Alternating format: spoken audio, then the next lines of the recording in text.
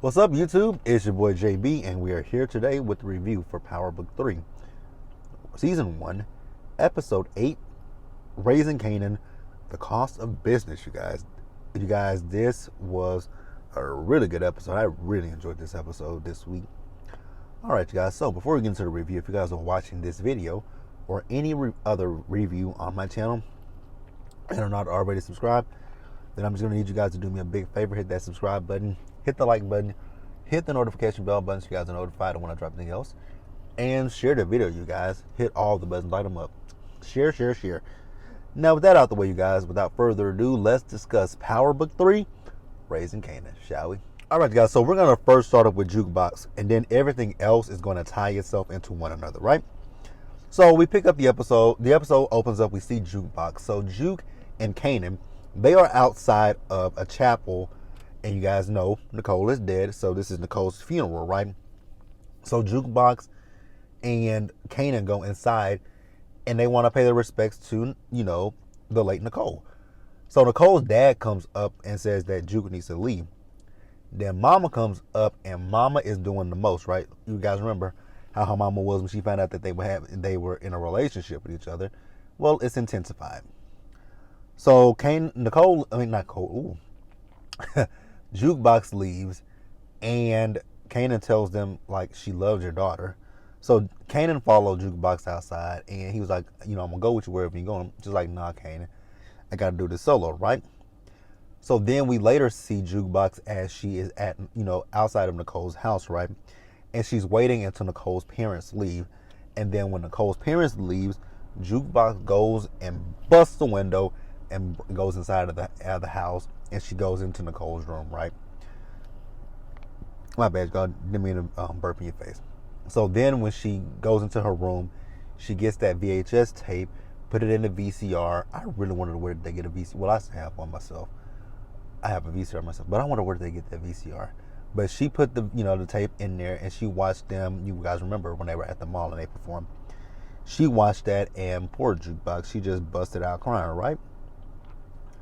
So then we later see Juke. She's still in Nicole's room. She's sitting by a typewriter, and then her, Nicole's dad comes in, and he says, "Laverne, you have to go."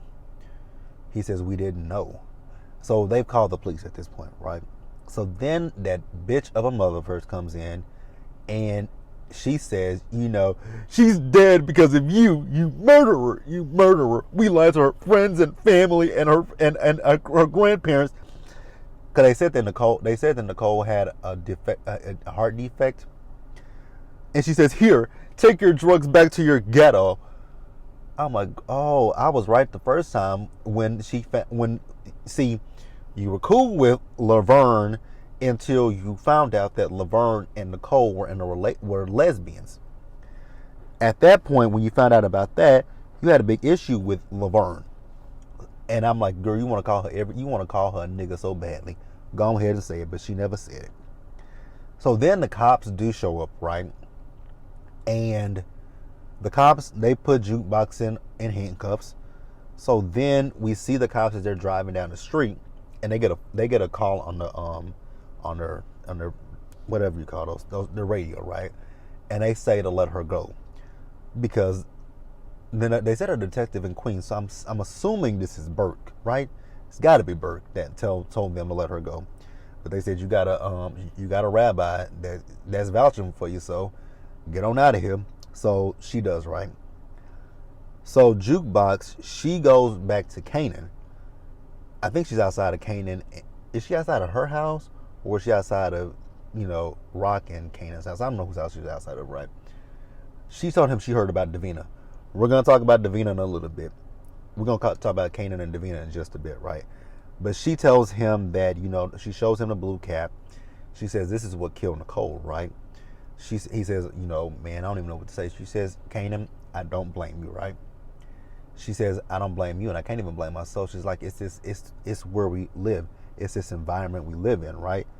So that's really pretty much it. I'm actually surprised that she went easy on Kanan, right? I was expecting something different.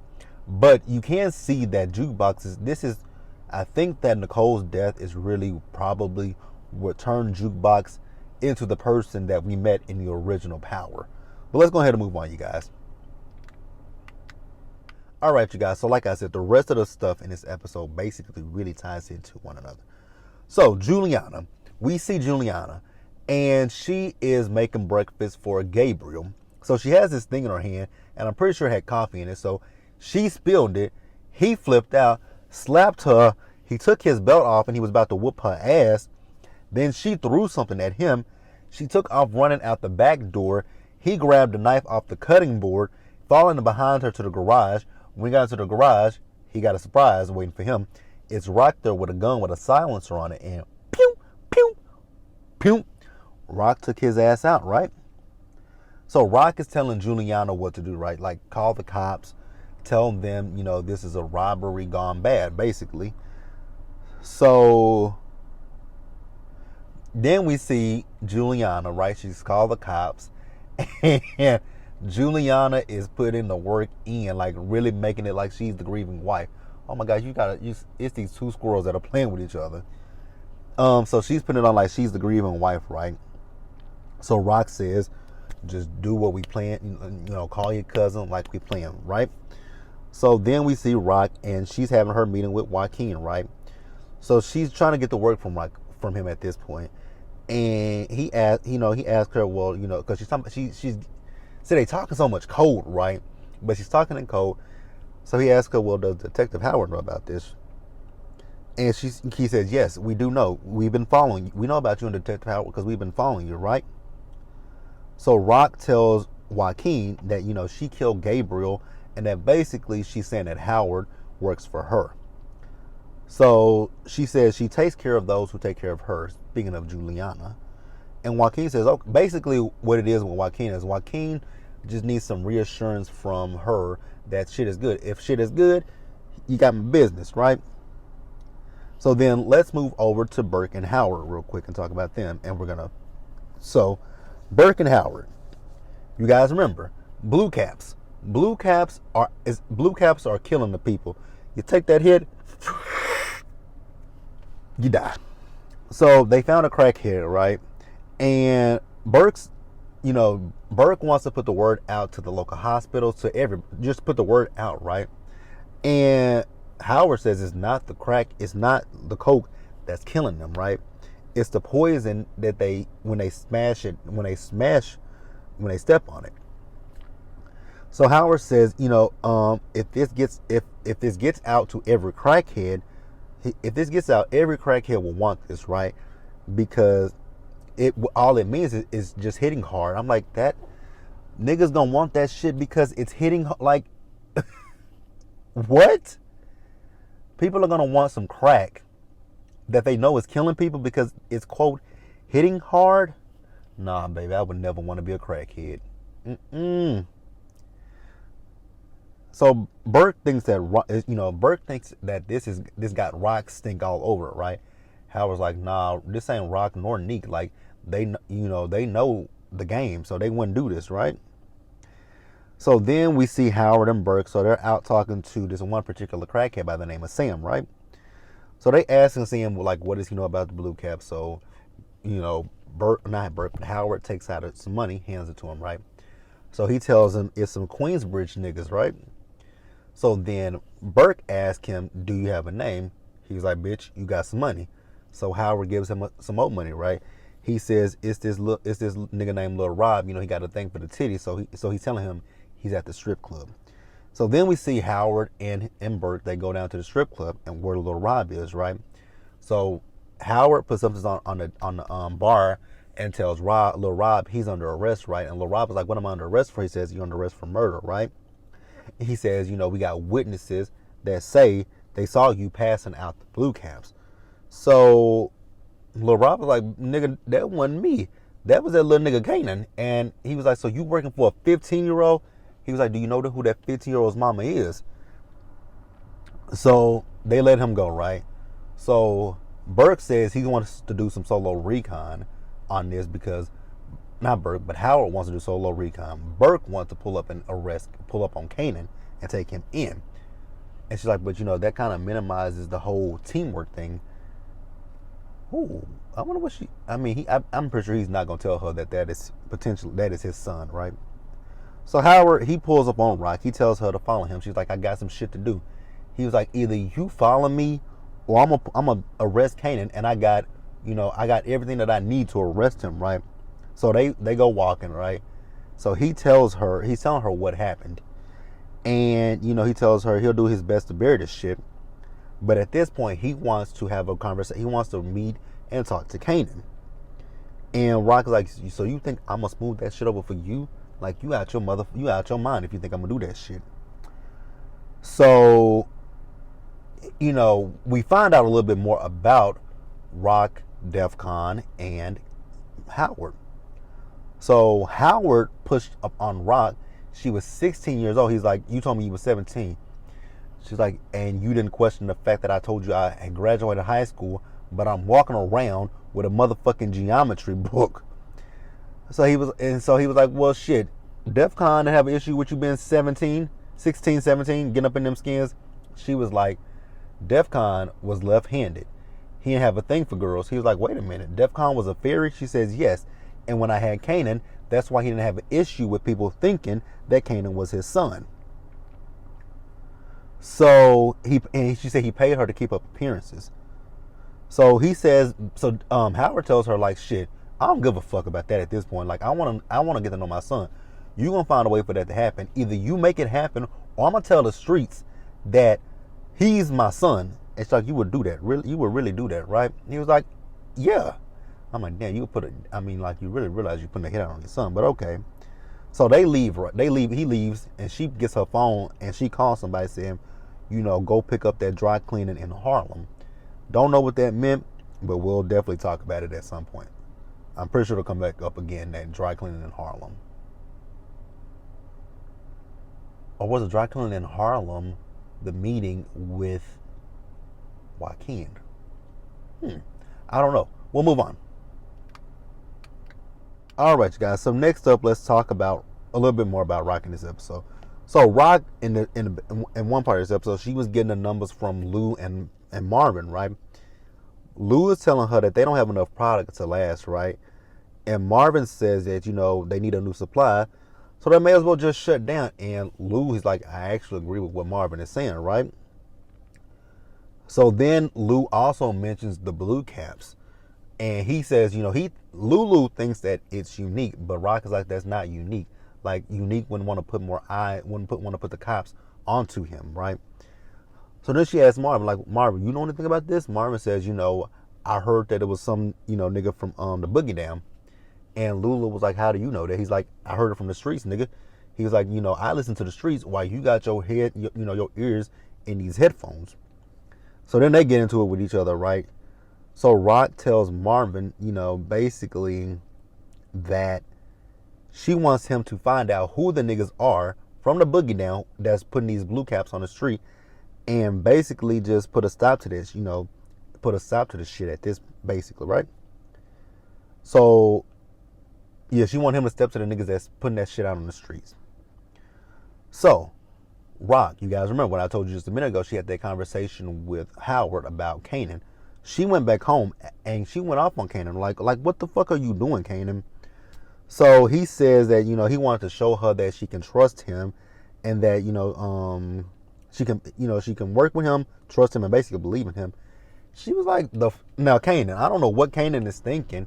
Like, yes, I got where Kanan was coming from with the whole doing the shit on the streets, right? But when you cooked up that shit with some other shit that you didn't know what it was, you fucked up. And she's like, and you in business with your Uncle Marvin, right? Like, she's like, you want to know why your Uncle Marvin don't run his own shit? You want to know why your Uncle Marvin was in prison when you and Juke were babies? She says because he was on drugs and he became a druggie. She said he started selling the shit out of his apartment. And then when he got busted, he tried to sell a quarter to the goddamn cops. And then she basically told him, like, all the shit that you, like, and like I said in last week's episode, this show should be called Blaming Kanan, because everything that's gone wrong in this show up until this point all leads back to Kanan. D Wiz's death, Kanan. Buck 20, Kanan. The blue caps, Kanan. Nicole, Kanan. What else has happened? Scrappy, Kanan, like everything that has happened in this show up until this point has all been because of Kanan. And Marvin, my whole issue with Marvin is like, nigga, this is a 15-year-old. Why are you listening to a 15-year-old at that? He's a 15-year-old. He don't know nothing about the game. And you working with him? I'm not gonna, like, if I was a drug dealer, I'm not gonna work with no 15-year-old nigga. Absolutely not. It's not gonna work like that. I'm not gonna work with you. Like, if I want to show you the ropes, I'll do that. But I'm not about to work with you. So then we see Rock. So she pulled up to the stash house where Marvin was. He was working, right? And she got this piece of wood, boom, hit his ass, right? And she goes off on him for the dumb shit that him and Kanan did. And he said, basically, she told him, like, Marvin, I don't want to see you anymore. Like, whatever work you got, get that shit to Lulu. Like, I don't want to see you because you keep fucking up. I'm surprised she didn't kill him, though. I'm really surprised she didn't kill Marvin. But I feel like what happened at the end of the episode might smooth things over with her and him. I don't know. So I'm gonna pause here and we're gonna move forward. Alright, you guys, so let's talk about Neek real quick, right? So Neek, everybody in this episode Rock thinks that Neek is behind Blue Caps. Neek thinks Rock is behind Blue Caps. Neek thinks that Rock is behind Blue Caps because, Rock, because her coroner's drying up, right? And he feels that she's doing this to get the police to fuck with him, right? Now, Warrell says that's not what he heard. And Neek tells Warrell, fuck what you heard, Warrell. I'm like, Warrell, why you ain't got to take that from Neek? Like, who? Neek wouldn't be shit without you, basically, because you are his right, you his hip, you his muscle, right? Neek ain't gonna get his hands dirty. Like, Neek wouldn't get his hands dirty. You the one that's gonna get your hands dirty. Which we'll talk about that too, right? So, like I said, Neek doesn't give a fuck what Warrell thinks. So then we see Neek, he's at a hotel, right? He gives the bellman his keys, and he's been followed by Lulu. Lulu goes to the bellman, saying he left something in the car, and he wants to get it, right? So he moves his jacket, shows his gun, and hands the man some money, right? So he goes out to the car, and he takes his jacket. So then we see as Neek and his boys, Neek wants to, send a message. I'm like, oh shit, he finna send a message to Rock. I'm thinking to myself, like, how he gonna send it? Because he has a bottle, so I'm like, they gonna set something on fire, right? So I'm thinking to myself, they gonna probably set Rock's house on fire. But we'll talk about it. So let's talk about Kanan and Marvin real quick. I think we can kind of wrap the episode. Yeah, we can. So we'll keep talking and we'll just wrap the episode up at this point. So Kanan, he went and talked to Marvin, right? They were talking about the Blue Caps. And this is before Rock even, beat his ass, right? They were talking about the Blue Caps. They didn't want to trace back to them. But I'm like, y'all, like, the thing that y'all forget is Rock finds out everything. She wants y'all to tell her the shit before she has to confront y'all niggas with it, right? Like, Marvin says that, he don't believe that she'll kill her son. But him, he's fair game. I'm like, you're right about that shit, my nigga. You're right about that. So then we saw Kanan. So Kanan went over to the Venus crib, right? And there's this woman that's packing up all their stuff, and he's asking her, like, where's Davina and her little sister at, right? So the neighbor comes down and tells Kanan that Davina's mother she's been dead for the last month, but they just recently identified her body. So now Davina and her little sister, they're in the foster care system. So that's what Kanan and Juke were talking about earlier. So then we see Lulu, right? Lulu, him and his attorney, they went over to Crown Studio, right? So you guys know that when it comes down to Crown ain't been doing shit. Everything that's going on with Crown, Lulu has been footing the bill, right? So Lulu's like, at this point, it ain't no loan no more, nigga. It's an investment. He wants to be partners with him. He wants 50-50, right? Crown, however, didn't want to do that. But Lulu's like, nigga, you ain't really got a bit much of a choice in the matter. So then we see a scene where Lulu and Jessica, they had sex. Now that, he's a partner, Jessica's whole thing is she wants to do everything she can to get fame on. She doesn't want him just to be a one-hit wonder. Lulu's like, well, you gotta have a one hit to be a one hit wonder. So she gets in her feelings. I'm over Jessica. Jessica can go for me. She can go, right? Jessica can go. Jessica can go. Actually, you know what? Because I don't know where to put this at. We'll talk about that. But she got upset with him. She eventually leaves, right? Let's talk about Marvin one more. Let's talk about this scene with Marvin. Like I said, I didn't know where to put it. So we'll just fit it in right here. Marvin's dumbass. You guys remember the white girl Tony he was fucking, right? So we see Marvin, he's fucking Tony in her office. And under the desk, there is a bug recording them. So they finish fucking, right? She asks him for the money. He tells her, she's asking him, like, what's the money? What you asked me if you fuck me, and then you ask me for money. She's like, what's the money for? He says, I'm setting up my own business. So she keeps trying to say, what's the business for? What's the money for? What kind of business is it? I'm glad he never said, right? I'm really glad he never said. So then, as he left out, there are two cops that are sitting there, right? So Symphony overhears her having a conversation with the cops. Ooh, Tony, you might be good as dead, girlfriend. Just putting it out there to you, you might be dead. So then we see Lulu. This is where the episode ended. We saw Lulu. He was at the crib, and he had a cassette. It's a cassette player. I keep forgetting this is the 90s. Cassette player. There's a tape in there that has Fame on it. He takes that shit out. He put the Isley Brothers in, right? So he listened to his music. Phone rings. Rock tells him, you up, right? He says he out for the night. I'm like, you might be. I'm like, you gonna definitely be off for the night. Might be an indefinite off.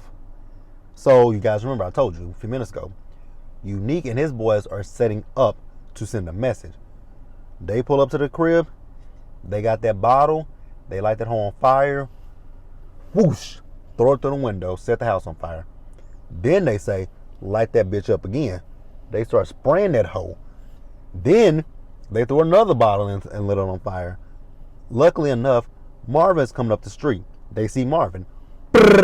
Start shooting at him. He crashed his car. Then he went into the house. He got Lulu. He actually got Lulu out. Now, I really believe, I don't know. Do y'all think Lulu was dead? Because if the bullets didn't kill him, the smoke inhalation would kill him, right? I don't know. We'll see. But that's the episode, you guys. Let me know what you guys thought about the episode. It was a really good episode. I enjoyed it. Let me know what you guys thought about it. Leave your comments. Subscribe to the channel. Hit the notification bell button so you guys are notified when I drop anything else. Share the video. And until the next one, you guys stay safe out there. Take care of yourselves. Remember, wash your hands, wear a mask, socially distance, and be blessed. And I'll catch you guys in the next one. All right, you guys. I'm off. Bye.